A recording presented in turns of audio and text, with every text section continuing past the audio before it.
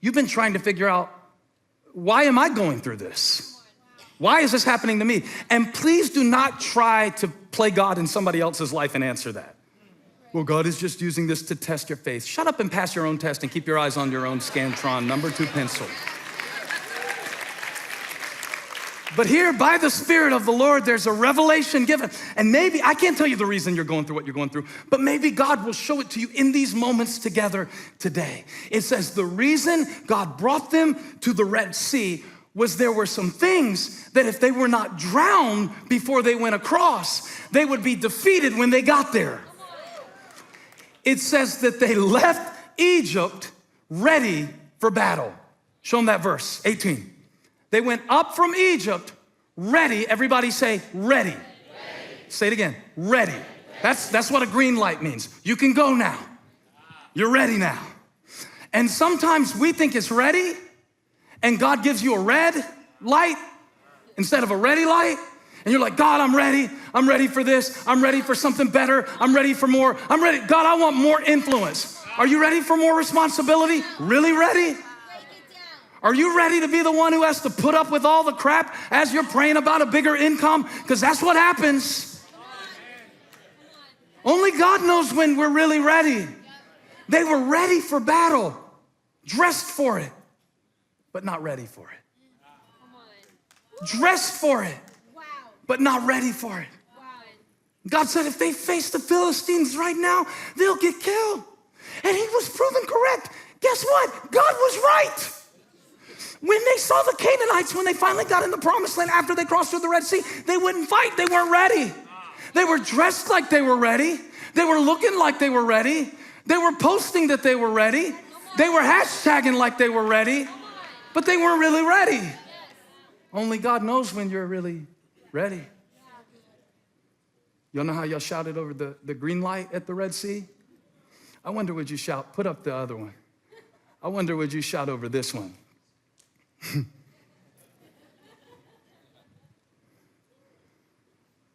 Show me how excited this is to you. Woo! Yes, Lord. Yes, Lord. Bring it on. I want my harvest. I want my blessing. I want my Boaz. I'm a deep Christian. I read Ruth.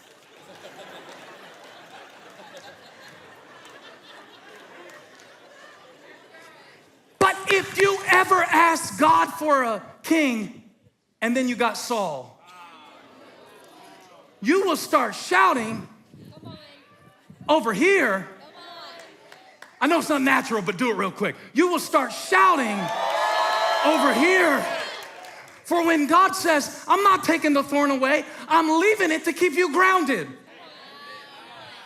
I'm not moving the Red Sea, I'm moving you through it. And I'm sending the Egyptians to make sure that you keep moving, because I know you'll go back if I don't do it.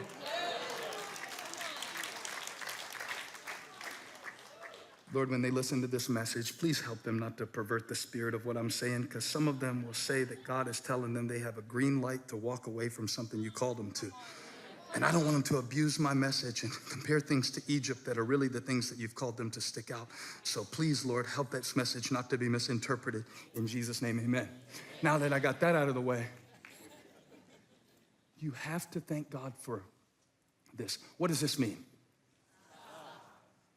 Y'all must have had a South Carolina driver's test. I said, what does this mean? The most basic thing in the world. And then let's don't even talk about. What does that mean? Yeah, speed up. I know how you are. I see you driving around. But take it down, take it down. This is not driver's ed class. This is church meeting. So, how many of you have your driver's license? Right. So you did it. You didn't shout when I asked that. You didn't dance. You didn't shake a tambourine.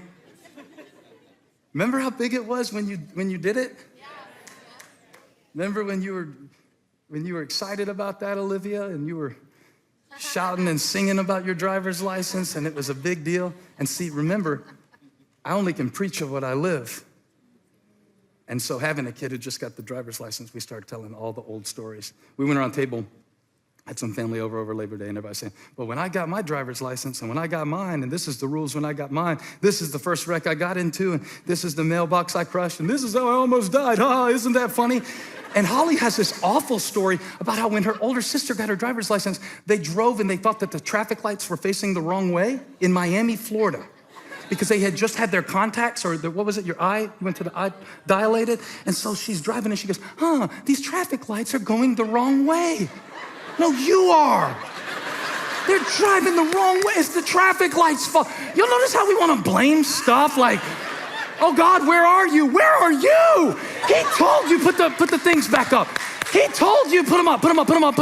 He told you, but you ran it. You ran it. So, when it came my turn to tell my driver's license story, mine's pretty funny because I didn't even want to get my driver's license. I was scared to get it.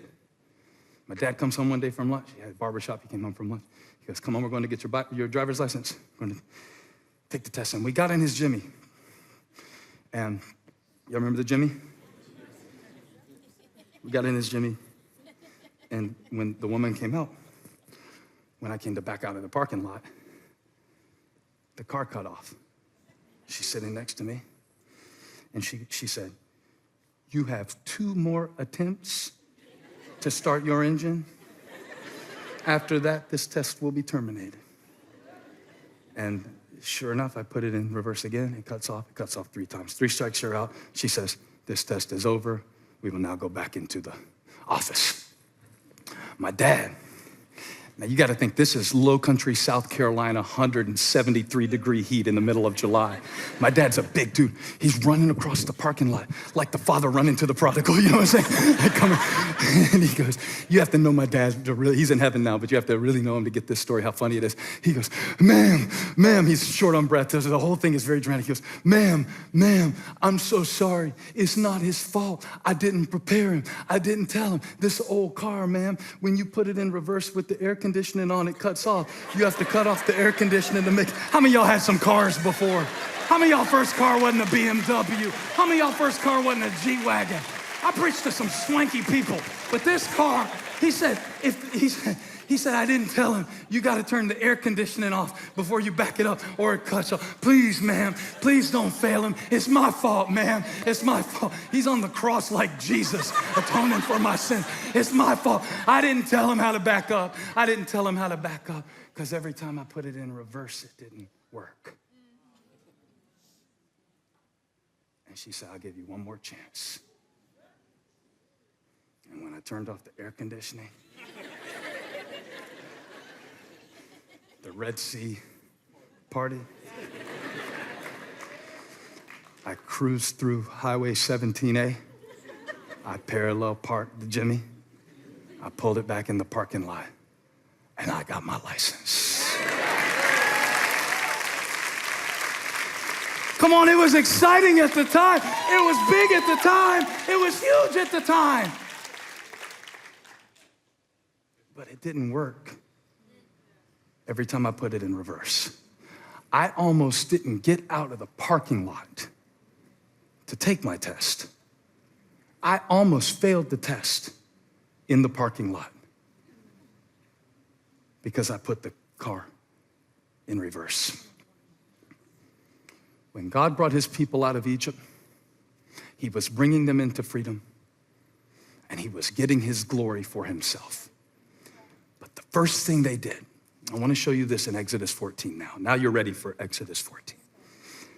As Pharaoh approached, verse 10, the Israelites looked up, and there were the Egyptians. What do the Egyptians represent?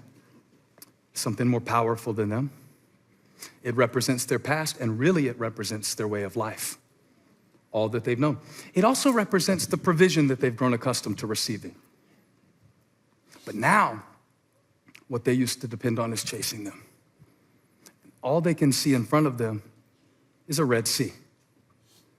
Remember I told you, this is not a creek. You can't doggy paddle through this. And Let me be clear. Some of you are there right now. The Red Sea can represent anything. I know some people think that the Bible is mainly a history book. I don't think that. I think that the Bible uses history to teach theology. And so it uses the example of a body of water to get me to think about things in my life that I'm looking at going, I don't see how. I just really don't see how. I was excited. I was dressed for battle. I had my Under Armour on. I got my gym membership. I was ready. I had my Bible reading plan. I was ready. I was gonna do it. This was gonna be a new year, a new me, all that stuff. I thought I was ready. I was ready for the promised land, but I was not ready for this Red Sea. I was not ready. I thought I was. I talked to somebody the other day, they were like, growing old is not for wimps. I just didn't know. I thought I was ready to age gracefully. I always said, I won't be this kind of person. I won't be that kind of person. I thought I was ready. And I was ready in a sense, but I wasn't ready for this barrier. I wasn't ready for this test.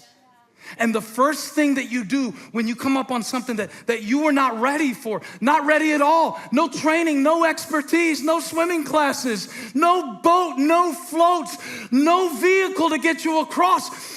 And God said you've been feeling that way lately. I don't know who you are. I don't care if it's 3 of you or 30,000. But God said you're standing in front of it right now, and it's what stands between you and freedom. It's what stands between you and freedom. And God's gonna get his glory as you go through.